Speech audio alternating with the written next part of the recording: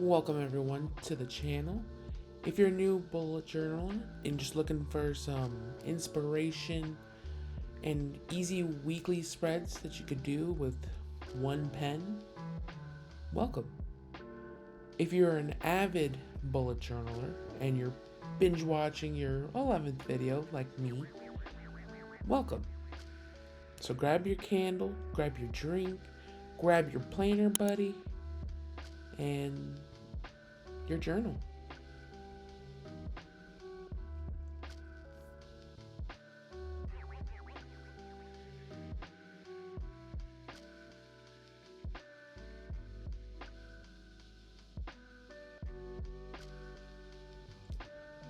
This layout is great for a beginner. It's super easy to do, set up, and replicate.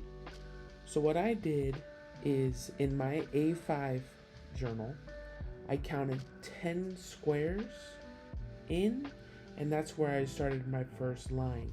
It's a vertical line all the way down, skipping the first two squares at the top. That makes the rectangles nice and even. They're going to be 16 by 9 down. So it'll be super simple. You'll end up with 8 squares over the 2-page spread.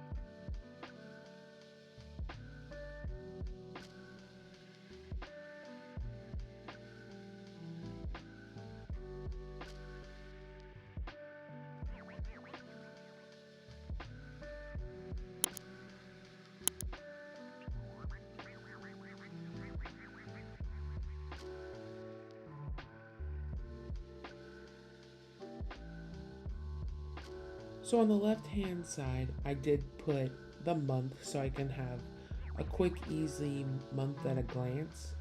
The left column is going to be a task list. Though on the right side, I put a spot for our focus for that week, ideas, and then top priorities.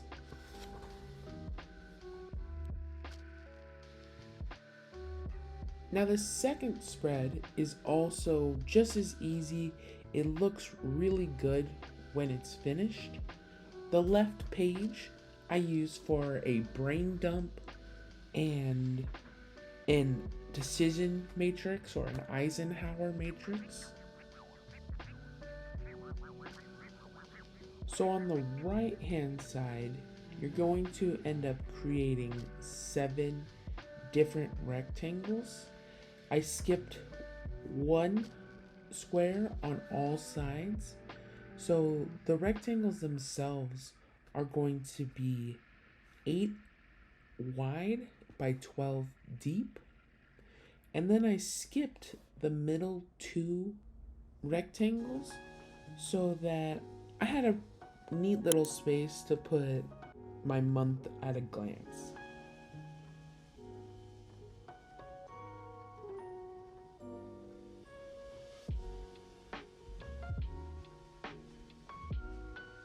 Now you'll notice when I fill out my months at a glance, sometimes I start on a Monday, sometimes I start with a Sunday start.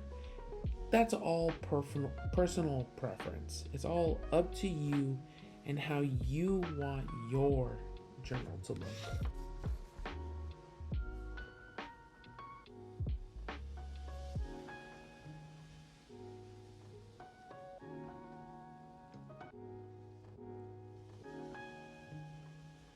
Now this weekly spread is something I have yet to personally use, although I want to. It is the ultimate just task list setup. It's the Alistair setup. So on both pages, on the outside columns, you're just gonna put the weeks. So Monday, Tuesday, Wednesday, Thursday, Friday, Saturday, Sunday. So 7 columns. And I did the same for both sides. And the way that it works is that you write down the task and you check or dot or whatever you want to do in your weekly spot. So let's say I have a task that I know needs to be done on a Wednesday. Let's say a doctor's appointment. So I'll write doctor's appointment and then I'll put a little dot on Wednesday so that I know that it's on Wednesday of this week. And when it's done, I can exit out, use your typical Ryder Carroll bullet journal icons. I can put down tasks that I need to do different days. And you just create this ultimate task list that as you go, you can mark it off or migrate it to the next week.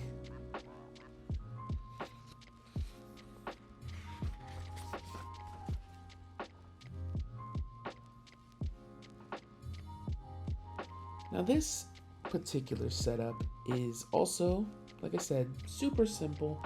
I try to keep these as minimalist as possible. Everything I do, for the most part, can be done with one pen. So I just create 4 lines on each page, so 8 in total. Label them with the days of the week. At the top, I create a square for focus of that week, a habit tracker if you want to, and then a little spot for either notes or next week projects. Something that it does bug me when I'm doing these in my own journals, and I think it can stop a lot of people from really committing to the bullet journal method, and that's wanting everything to be perfect. I made quite a few mistakes while creating these setups, but I could have easily just flipped a page and redid it, and nobody would be the wiser. Right? I could edit it out, all my mistakes. I could use whiteout and all sorts of error correcting, tools. But I think it's important to realize those mistakes. They do happen, and we're not perfect. We're all human. So if me keeping my mistakes in, especially on a platform like this, where hundreds to thousands of people could see this video, if that encourages one bullet journal rookie to keep going, I'm happy about it.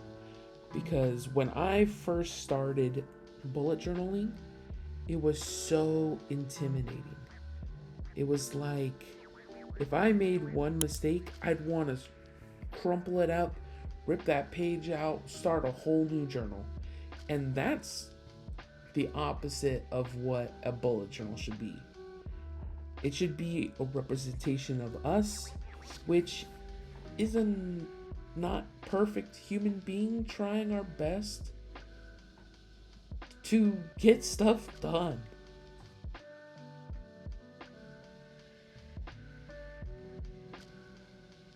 Now, if you are a bullet journal rookie, that last spread is probably gonna be your go-to. Super simple, super easy, not a lot to it. But here's just the overview of all these awesome spreads and the mistakes I made for everyone to see. Because it's not about being perfect, it's about making your journal work for you. So if you got it this far, thank you. Let me know what spreads you use, and I'll see you in the next one. Look at all this ink.